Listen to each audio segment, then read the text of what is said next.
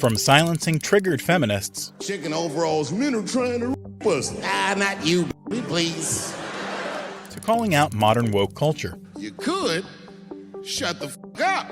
Here are 10 times woke people got humiliated by Dave Chappelle, starting with his Netflix special, The Closer, where he took direct shots at woke feminists trying to cancel him.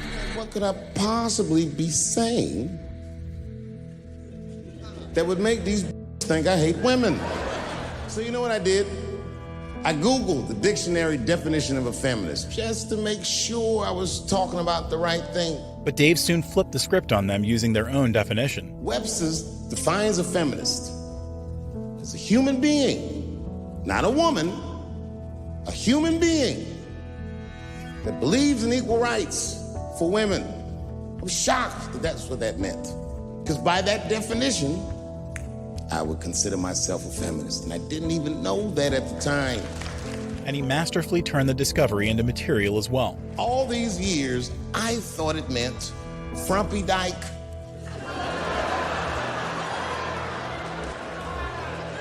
Well, that's who's always talking to be some chick in overalls. Men are trying to us. Not you, please. Later, Dave shared the list of all the communities that have a problem with him. What is a woman? What is that in this day and time? Is there even such thing as a woman or a man or anything? Now listen, women get mad at me. Gay people get mad at me. Lesbians get mad at me. But I'm gonna tell you right now, and this is true. These transgenders, these want me dead. But despite the risk of getting canceled, Dave still took the trans community to the cleaners. I've gone too far. I've said too much. And I gotta tell you, I'm very worried about it. I'm not even joking. Every time I come out on stage, I be scared. I be looking around the crowd, searching for Knuckles and Adam's apples to see where the threats might be coming from. Finishing his set by obliterating the absurdity of pronouns. A came up to me on the street the other day. He said, "Careful, Dave, they after you." I said, "What?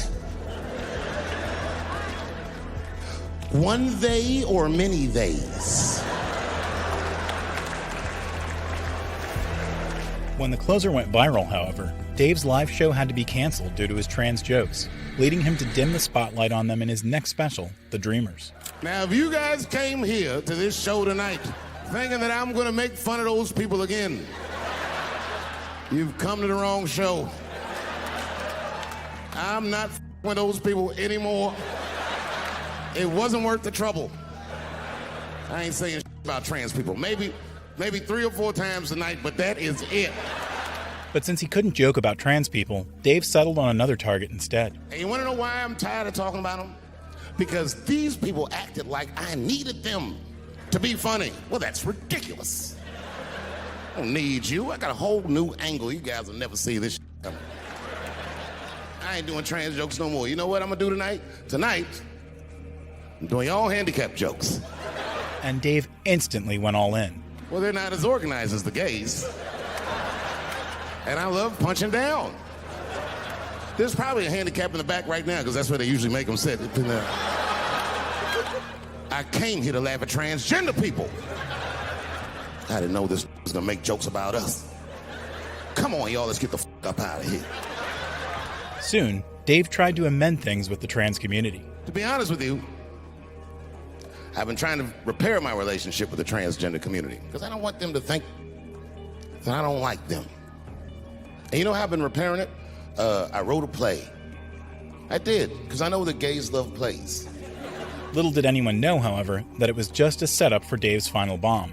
It's a very sad play, but it's moving. It's about a black transgender woman whose pronoun is sadly, it's a tearjerker. At the end of the play, she dies of loneliness because white liberals don't know how to speak to her. And despite the woke crowd constantly trying to cancel him, Dave's ruthless trans jokes continued again in his next special, Sticks and Stones. Say LeBron James changed his gender. You know what I mean? Okay, can he stay in the NBA, or, because he's a woman, does he have to go to the WNBA where he will score 840 points a game? And following that, Dave ended the gender argument once and for all. What does it actually mean to be equal? Like, if women are actually equal to men, then there would be no WNBA, would there? You would just be good enough to play in the NBA with us. Or, here's another idea that's gonna be very controversial. You could shut the fuck up. But Dave also had some advice for the Me Too crowd. I'm sorry, ladies, I got a Me Too headache. Y'all is killing me right now. It's really tough to watch what's going on. You know, ladies, I said it in my last special, and I got in a lot of trouble for this. I told you you were right. But the way you're going about it is not going to work. Still on Me Too, Dave pointed out how absurd Louis C.K.'s allegations were. Louis C.K. was a very good friend of mine before he died in that terrible masturbation accident. And it was his room. You read the story. He was masturbating in his own room. That's where you're supposed to masturbate. And then he said, hey, everybody, I'm gonna pull my dick out. Nobody ran for the door or nothing like that. They all just kind of hung out like, I wonder if this guy's serious.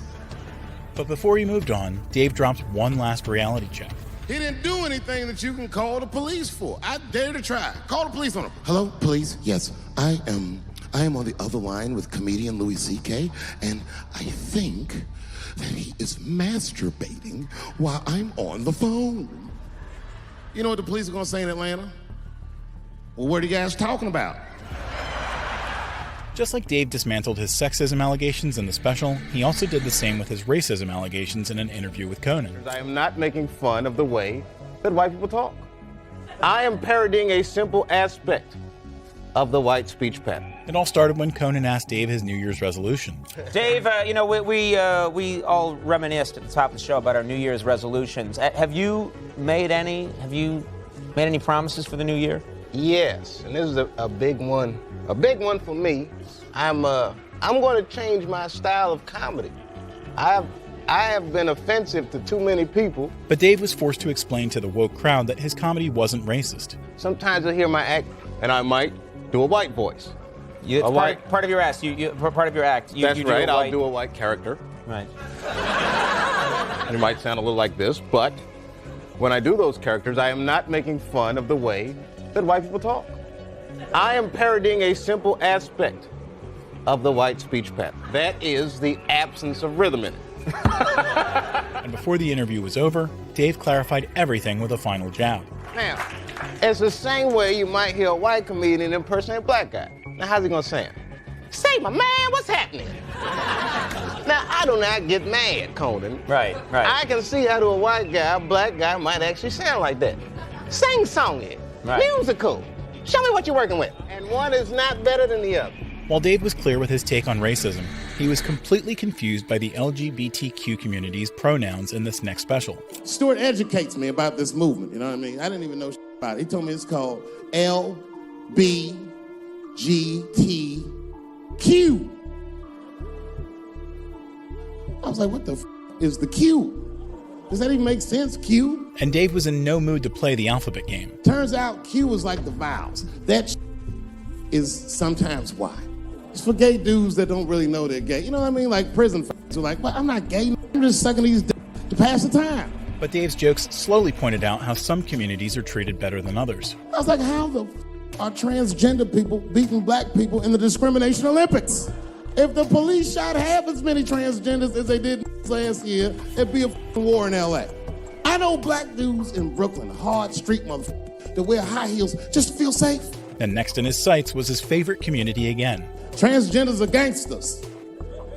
I used to do business with a transgender in Hollywood. Man, everybody would be scared of her in the boardroom. She walk in there, newly minted woman, high heels, purse. But Dave still took shots below the belt. Then she walked to the head of the conference table, stare at us all, reach in her purse, pull her old out, throw it on the table. Let's talk business, gentlemen. Ah! Shit scary as If your best friend pitched that to you, you'd be horrified. And before his set finished, he dropped one last bomb. Yo, nigga, let's go to the hospital and cut our off and make out of them shit. What? Can't we just get matching jackets or tattoos or something? Sure, that's what you want to do? There's only one way to find out. Wu-Tang, bow, bow. Just like he exposed the absurdity of the LGBTQ community, he also called out the pointlessness of racism decades earlier in his 1993 special. New York City in Washington Square Park, they got these two big trees where they used to hang criminals back in the old days. But they would hang white people and black people on different trees. Like that's gonna hurt our feelings, you know. Like you're gonna see a bunch of black people marching, we want to be hung on the same trees as you. His old takes on racism went unopposed, unlike his trans jokes, which would land him in trouble once again. I don't know why or how everybody got this goddamn sensitive. You know who hates me the most? The transgender community. Yo, yeah, these motherfuckers. I mean, I didn't realize how bad it was. These motherfuckers. I was really mad about that last Netflix special. And Dave gave the entire woke community a reality check. My problem has never been with transgender people. I just feel like these things should not be discussed in front of the blacks. It's fucking insulting, all this talk about how these people feel inside. Since when has America given a how any of us feel inside? After that, Dave started coming up with some theories. And I cannot shake this awful suspicion that the only reason everybody is talking about transgenders is because white men want to do it. That's right. I just said that. And it didn't take long for him to prove them right. If it was just women that felt that way, or black dudes and Mexican dudes being like, hey, y'all, we feel like girls inside, they'd be like, shut up, no one asked you how you felt. It reeks of white privilege. You never asked yourself why it was easier for Bruce Jenner to change his gender than it was for Cassius Clay to change his f***ing name? But while Dave constantly makes the trans community the butt of his jokes, this next stand-up with Shane proves that he takes shots at both sides. All right, this guy I'm bringing on stage is so funny, he got canceled at the beginning of his career.